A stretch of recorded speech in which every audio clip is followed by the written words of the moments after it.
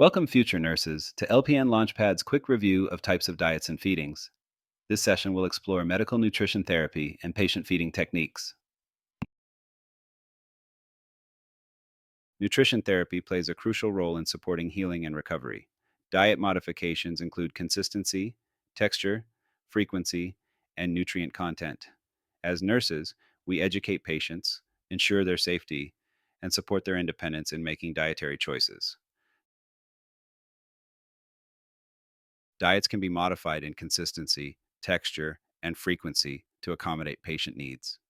These modifications include liquid, soft, low residue, and high fiber diets designed for specific medical conditions and recovery stages. A clear liquid diet is used before diagnostic tests, before and after surgery, or during episodes of vomiting and diarrhea. It consists of non irritating, easily digestible fluids that leave minimal residue in the digestive system. Examples include clear juices like apple and white grape, fat free broth, plain gelatin, tea, and black coffee. However, this diet is low in calories, protein, and nutrients, and should only be used in the short term. A full liquid diet transitions from clear liquids to solid foods. It is more nutritionally complete, but lacks essential nutrients like iron, fiber, and zinc. This diet includes ice cream, creamy soups, pudding, milk, and fruit juices.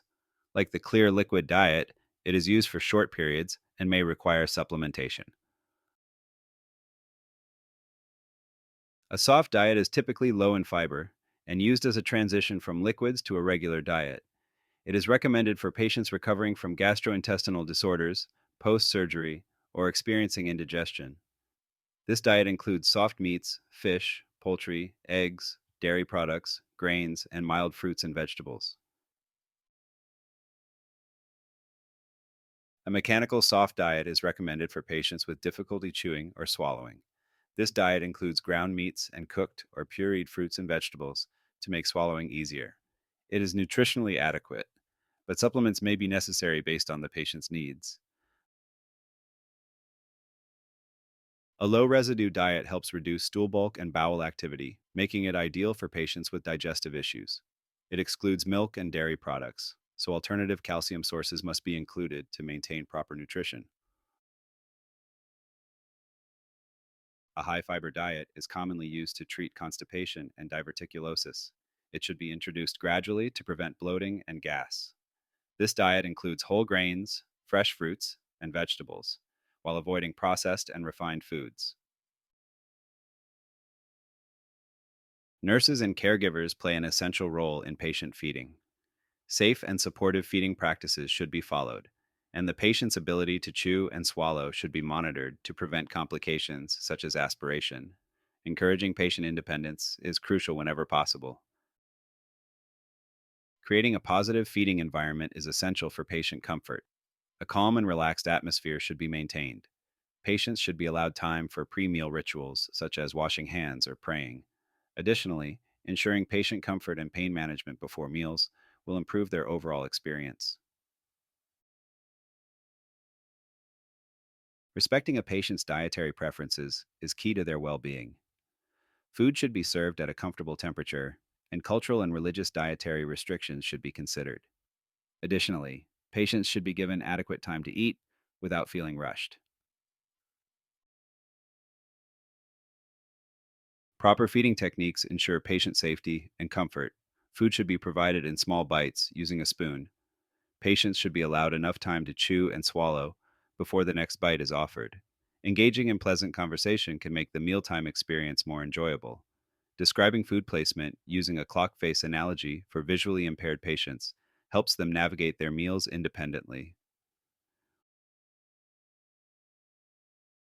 When feeding visually impaired patients, it is important to recognize and explain each food item before serving. Highlighting the food's flavor and aroma can enhance sensory engagement. Assisting with the placement and adjustment of utensils as needed ensures a comfortable and dignified dining experience. Mealtimes are social events and should be treated with respect. Sitting facing the patient, making eye contact, and engaging in meaningful conversation help maintain dignity.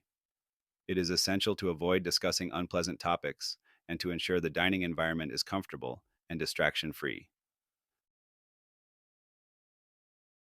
Some medical conditions require specific dietary considerations. A diabetic diet helps control blood sugar levels. A cardiac diet is low in sodium and fat to support heart health. A renal diet adjusts potassium, sodium, and protein intake for kidney function. Allergy specific diets eliminate allergens such as gluten, dairy, and nuts to prevent adverse reactions.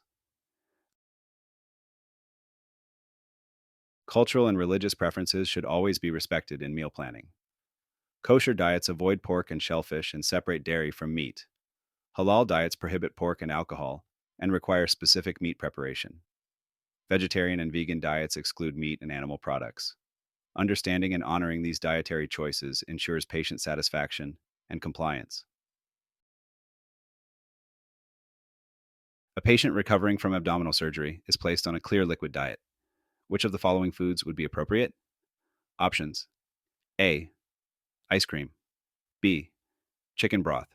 C. Cream of wheat. D. Mashed potatoes.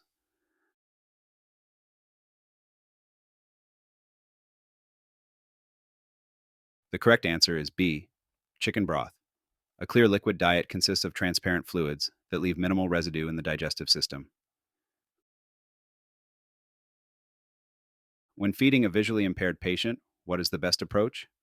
Options: A. Cut up all the food and mix it. B. Describe the food location using an analogy of a clock face. C. Feed the patient without verbalizing what is on the plate. D. Offer one food item at a time without explanation.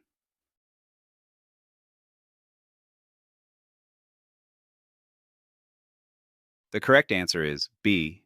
Describing the food location using a clock face analogy helps the patient maintain independence. Which intervention is most appropriate when assisting a patient with dysphagia during meals? Options: A. Encourage the patient to drink liquids rapidly. B. Position the patient upright and provide thickened liquids.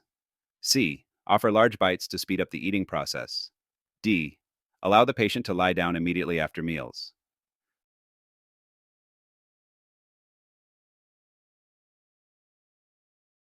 The correct answer is B. Positioning the patient upright and providing thickened liquids helps prevent aspiration and ensures safe swallowing. To summarize, understanding therapeutic diets and their applications is crucial. Nurses must ensure safe feeding practices and consider special dietary requirements. Cultural and medical modifications should be respected. Hey there, this is Brian. I am the creator of LPN LaunchPad. I want to say thank you for learning with us. In addition to these videos, I've created a series of free adaptive quizzes in ChatGPT. The link to this video's quiz will be listed in the description below. Help me keep this project alive by hitting the like and subscribe buttons.